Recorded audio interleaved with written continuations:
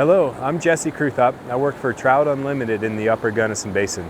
And part of my work, I spend a lot of time with irrigators on irrigation infrastructure projects. So what I'm going to talk to you today about is some irrigation infrastructure in the Upper Gunnison Basin. So right behind me here is the 75 ditch diversion. It was one of the first irrigation ditches in the Upper Gunnison that takes water from the Gunnison River and delivers it out to an irrigated meadow where they grow grass and graze livestock and grow hay. And the 75 ditch was originally used to irrigate some of the pastures that Alonzo Hartman had. He was one of the original cowboys in the Gunnison Basin, and that was back in 1875. That's why they call it the 75 ditch.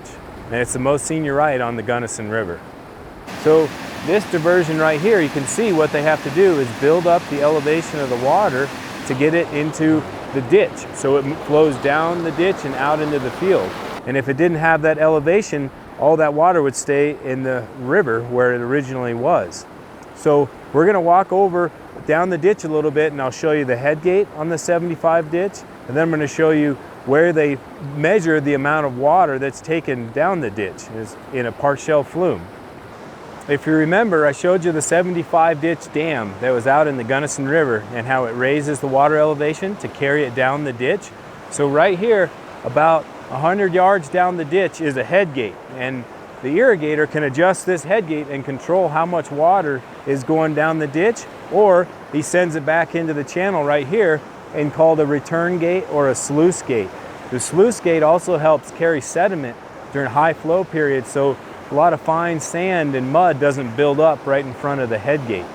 So later in the season, when the irrigator's ready to put up his hay and he needs to dry out his meadows, he'll come and he'll close this down and then open it up again when he's ready for some more water. If anyone lives by Fairway Lane, this ditch irrigates all the hay meadows to the east of Fairway Lane and the Dos Rios golf course. So everything between Fairway Lane, the golf course to the east, and the road that goes out to Hartman's Rocks is irrigated by the 75 ditch.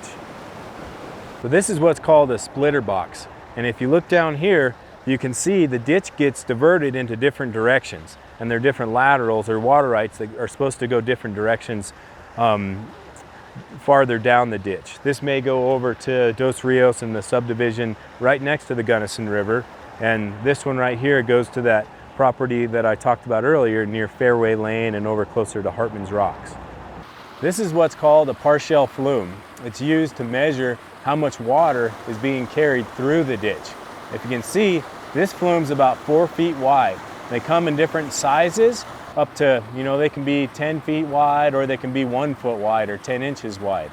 And they all are rated a little bit differently. But what's important is on the flume, there's this white strip right here with the numbers on it. That's called a staff gauge. And those numbers relate to what the elevation is within the flume. And if you say, for example, this is at 0.5, you can look at a chart and say 0.5 equals 10 CFS, for example. Or in this case, I'd have to look it up, but it'd probably be closer to 20 CFS. Here we are again at the 75 ditch diversion that we've been talking about today. We're on the other side of the river this time though. I just want to thank you guys for taking the time to learn about irrigation in the Upper Gunnison. If you have more questions, you can either go to the Upper Gunnison River Water Conservancy District website, or you can contact me, Jesse Kruthaupt with Trout Unlimited, and I'd be happy to answer any of the questions you have and talk to you more about irrigation.